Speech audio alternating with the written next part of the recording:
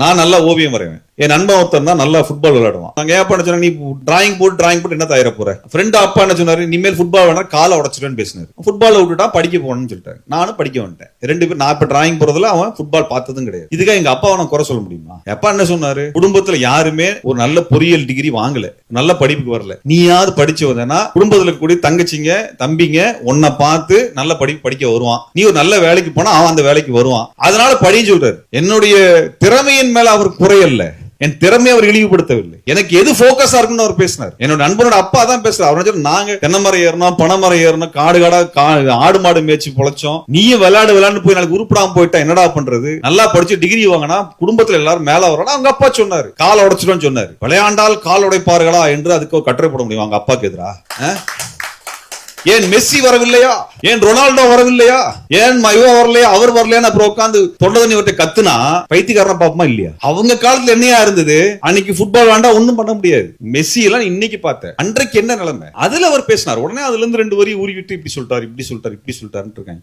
நீங்க இவங்க தமிழுக்கு என்ன பண்ணாங்க எனக்கு ஒண்ணும் தெரியல. கெட்ட வார்த்தை பேசின தவிர மேடல் ஏறி வேற எதுவும் பேசல.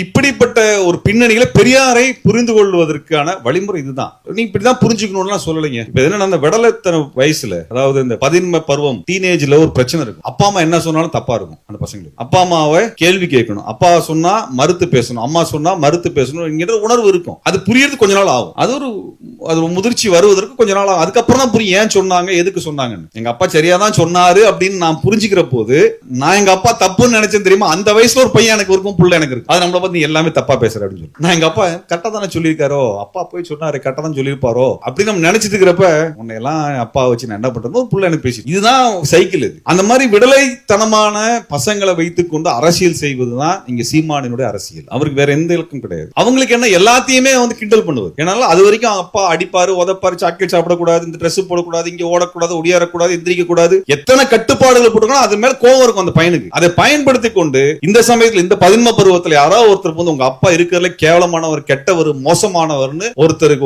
ஒரு அந்த டீனேஜ்ல கூட பையனுக்கு ஒருத்தர் மண்டைக்குள்ள திரிச்சா அவன் சொந்த அப்பா அம்மாவை எப்படி வெறுப்பானோ அது போன்ற அரசியலை தான் சீமான் செய்து. பெரியார விலைக்கு அதில் சரி தவறுகளை பேசுவது என்பது வேறு, அதை விவாதிப்பது என்பது வேறு. சீமானுக்கு அது இல்ல. சீமான் சிரிக்கிறத பார்த்தாலே அது கூட்டத்தில் உட்காந்து எதனா பயங்கர செலிபிரேட் பண்ணி, என்னையா செலிபிரேட் பண்றதுக்கு உனக்கு? நீ ஒரு அறிவு கட்ட மாதிரி நீ அந்த மேடையில பெரியார் மேடையில ஏறி பேசியிருக்கிற, நீ தான் பேசியிருக்க. அந்த பிள்ளைங்க பேசுதுன்னா சரி பண்ண வேண்டிய பொறுப்பு உனக்கு. ஆனா இல்லாத மேடை போட்டு அதை அழகு பாக்குறேன். மேடை போட்டு நம்ம வந்து ஒன்னே ஒன்று புரிஞ்சுக்கணுங்க, தமிழ் மக்கள் புத்திசாலிகள். அவர்கள் பெரியாரை ஏற்றுக்கொண்டார்கள், பெரியாரின் வழி சென்றார்கள், லட்சக்கணக்கில் பெரியார் பின்னால் திரண்டார்கள். காரணம், பெரியாரால் அவர்கள் விடுதலை பெற்றார்கள், நேரடியாக அனுபவித்தார். இலக்கியத்தால் ஒன்றுபட்டு உன்னை போன்ற மக்களே வரலாற்றை படைப்பார்.